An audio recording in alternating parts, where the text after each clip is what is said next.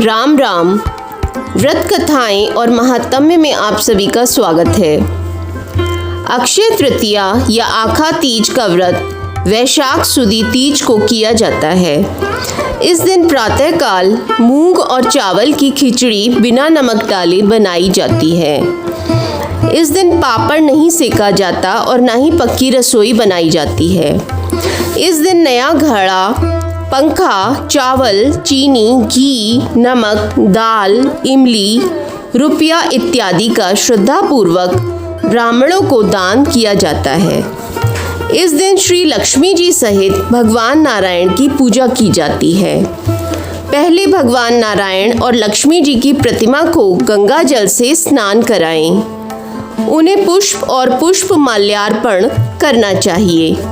भगवान की धूप दीप से आरती उतारकर चंदन लगाना चाहिए। मिश्री और भीगे हुए चनों का भोग लगाना चाहिए। भगवान को तुलसी दल और नैवेद्य अर्पित कर ब्राह्मणों को भोजन कराकर श्रद्धापूर्वक दक्षिणा देकर विदा करना चाहिए। इस दिन सभी को भगवत भजन करते हुए सच्चिंतन करना चाहिए। अक्षय तृतीया के दिन किया हुआ कोई भी कार्य बेकार नहीं जाता, इसलिए इसे अक्षय तृतीया कहा जाता है। अक्षय तृतीया का व्रत भगवान लक्ष्मी नारायण की प्रसन्नता प्रदान करता है। वृंदावन में केवल आज के ही दिन बिहारी जी के पांव के दर्शन होते हैं। किसी भी शुभ कार्य को करने के लिए यह स्वयं सिद्ध दिन माना जाता है। अक्षय तृतीया या आखा तीज व्रत की कथा इस प्रकार है। अत्यंत प्राचीन काल की बात है। महोदय नामक एक वैश्य कुशावती नगरी में निवास करता था। सौभाग्यवश महोदय वैश्य को एक पंडित द्वारा अक्षय तृतीया के व्रत का विवरण प्राप्त हुआ। उसने भक्ति भाव से विधि और नियम पूर्वक व्रत रखा। व्रत के प्रभाव से वह वैश्य कुशावती का महाप्रतापी शक्तिशाली राजा हो गया। उसका कोष हमेशा स्वर्ण मुद्राओं, हीरे जवाहरातों से भरा रहता था।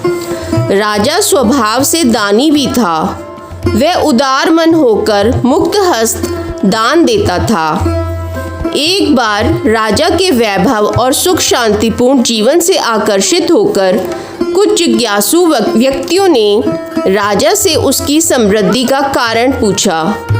राजा ने स्पष्ट रूप से अपने अक्षय तृतीया व्रत की कथा कह सुनाई और यह कहा कि सब कुछ अक्षय तृतीया व्रत की कृपा से ही है।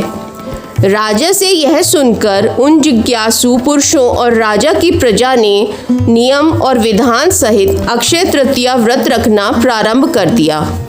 अक्षय तृतीया व्रत के पुण्य प्रताप से सभी नगर निवासी धन धान्य से पूर्ण होकर वैभवशाली और सुखी हो गए। हे अक्षय तीज माता, जैसे आपने उस वैश्य को वैभव और राज्य दिया, वैसे ही अपने सब भक्तों और श्रद्धालुओं को धन और सुख देना।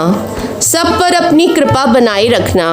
आपसे हमारी ऐसी ही प्रार्थना है।